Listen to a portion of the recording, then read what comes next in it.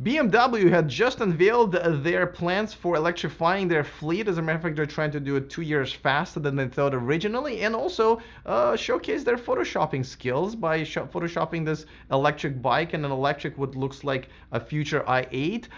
In my video, when I told you about this, I still believe they're way behind and they're not really thinking future. They're kind of barely trying to hang on to the past, and now we kind of know why, because there are a few quotes that came out from the, I believe, Forbes interview, where one of their executives was making kind of outrageous statements. But I have to say that it kind of also made me wonder, what if he is right? Now, they are still wrong as far as not moving into the future and having their plug-in hybrids go like 7 miles, on an electric charge. But, I'm going to kind of challenge all of you guys here, because what if he's onto something? All right, let's talk about it right now. Taking over the world, electrifying the world, E4 Electric. Welcome to E4 Electric, your #1 source of unbiased electric car news. If this is your first time here, go ahead and click on that subscribe button down there so you don't miss anything moving forward. And most importantly, click on that bell notification icon for good measures. All right, now that we're done with that, oh, by the way, have you seen my Instagram? It's full of behind the scenes stuff, especially with my stories. So if you're on there, go ahead and follow me there as well. Okay, all right, enough of self-promotion. Let's talk about BMW. Now, obviously, they've done very well for yourself. Look at that building that they have. But they kind of have to continue kicking butt in order to maintain that luxurious lifestyle, and while providing luxurious lifestyle to their customers. Now, they have not been doing very well, especially with their quarterly reports lately, and the showcase of all this electric technology that they've done last week or earlier this week, it just doesn't seem like it's good enough. As you know, the only electric cars they've ever made, really, that's really kind of stayed out, is BMW i3, which I'm not a big fan of, but nevertheless they made it. It was a while back, and they kind of continue making it and improving it little by little, and kudos to them for that.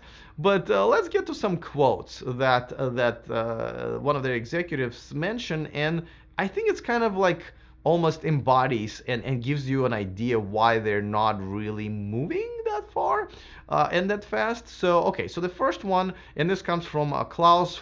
Can I just call you Klaus? Klaus it is. All right, so Klaus, who's a director of development at BMW. Now, this is the guy who's supposed to be looking into the future. All right, so he said there are no customer requests for BEVs, all electric cars. None. There are regulator requests for BEVs, but not customer requests. And this is very interesting, actually, because he might be right. I hate to say it. I know it sounds outrageous.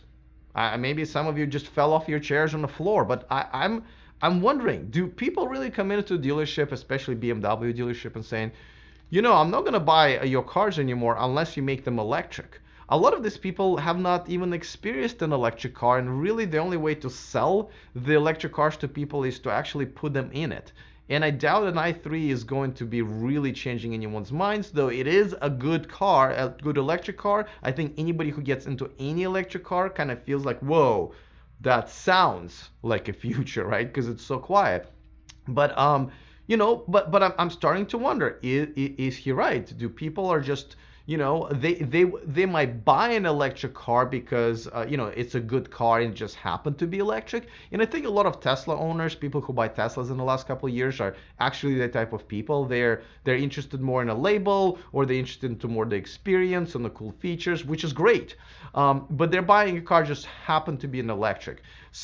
Let me know in the comment section, because I'm kind of torn here. I think he might just be right. And people who are people who are buying a Tesla, I don't think they're buying an electric car. They're buying this whole Tesla brand, Elon Musk celebrity experience, which is great. Again, I'm not pooping on that at all. But it's not helping the overall movement.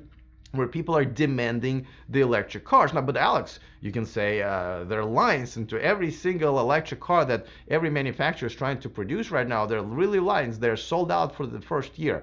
And it's true. But these are the people, this is a very small amount of people, because the lines are 10, 20,000, even the 500,000 line of, Model 3 owners, turning out to be not that quality of a line after all, right? Because they're having problems selling Model 3s here and there as well. As much as they're saying they're not, but Q1 results don't really lie. And you can look at them differently, but I'm just saying that 500,000 people who look like they were rushing in to get this car, half of them are nowhere to be found. Still a very good quality line. But I'm also talking about Porsches and Audis and so forth. There's maybe 1 million overall people in all of those lines and so forth, and I'm going to include Byton as well, even though you don't even have to put anything down. And I didn't even get to that, so maybe we should do it right now, because this video in this channel is sponsored by Byton, the all-electric SUV that's coming to the US and Europe. And that's right, there is no money down to be put for this car, and that's why I did it, and over 50,000 people other people did it. It's going to start at only 45,000 American dollars before the incentives, which is great news. But guess what? It's $0 to get your incentive to get it. So go to the description of this video and reserve your Byton today.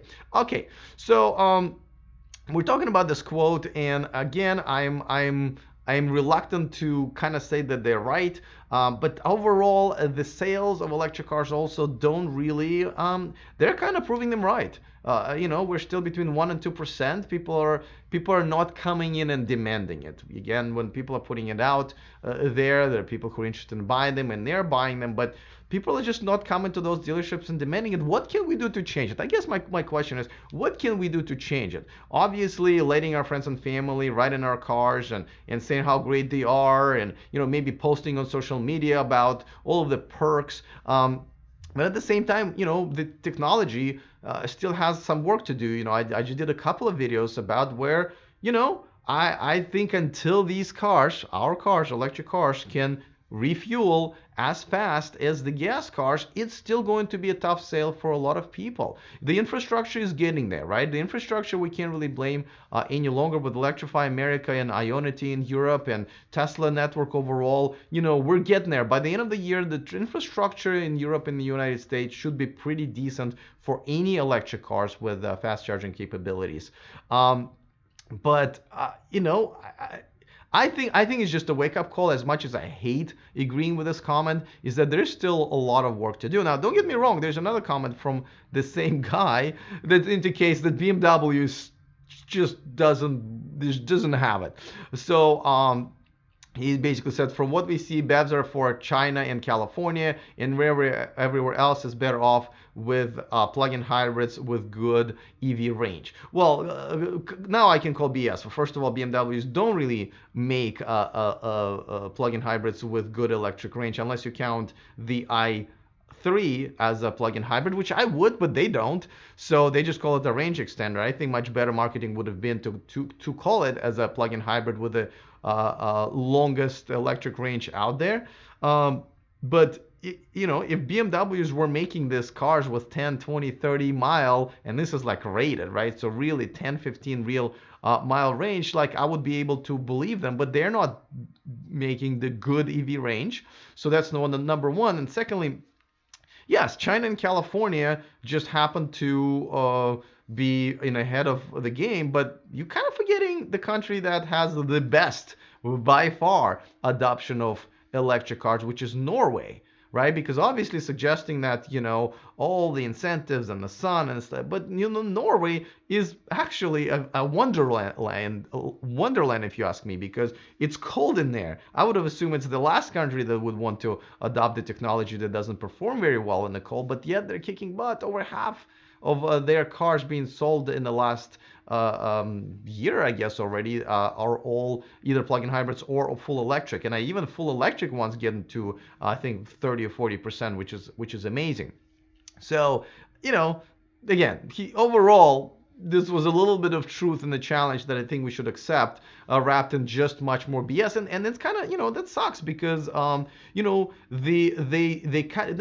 been putting together all these videos about how they're all for the future, but they really are not. And recently there were articles, and there's like, they're insiders who are leaking the information to the media, but they're suggesting that the BMW's CEO, and his contract expires next year, that he will not be renewed. It's kind of weird because we're like, I'm talking to about football player or soccer player, that his contract expires or something and he's going to be free agent. But it looks like he's going to be free agent. There are rumors that they will not renew him because of the struggles of the brand to make revenues, despite having all these new models, right? Like BMW never had so many new models on the market, and yet they're struggling to sell them. And another thing, from what I understand, is because he's been very slow in catching up to Tesla and even other legacy manufacturers like Audi and Porsche and Mercedes, that all have a very decent electric car on the market by the end of the year. And at best, iX3 will be on the market next year, and that's not exactly a big competitor to any of them. So, and you know what? I agree. I can't agree with them more, because this is the time where they just need to change people, behind the wheel, pun intended. If these guys, once again, putting the two dots on the top of their names, Harold Kruger, that's what I'm just saying, I can't pronounce them.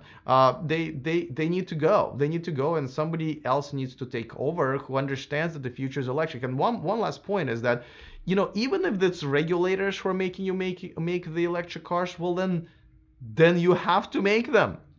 I don't see how it's any different from the demand, because the reason they're doing it is because you're killing all of us with diesel. You don't get to be killing people anymore with diesel fumes, because we're now got kind of smart and realize that you're doing it like we did with the tobacco companies. And yeah, now you have to change with time. And I don't understand why the pushback. Anyway, well, I know it raised my blood pressure, but I'm hoping I'm also raising the account on our VIP list, because it's free, and we do a bonus story every week. That does not raise anyone's blood pressure. So go to e4electric.com/VIP. That's the second thing. That's the second link in our description that brings you free stuff. Another one being the Byton reservation. So go ahead and sign up for both. Other than that, I'm looking forward to your comments. Remember to stay charged.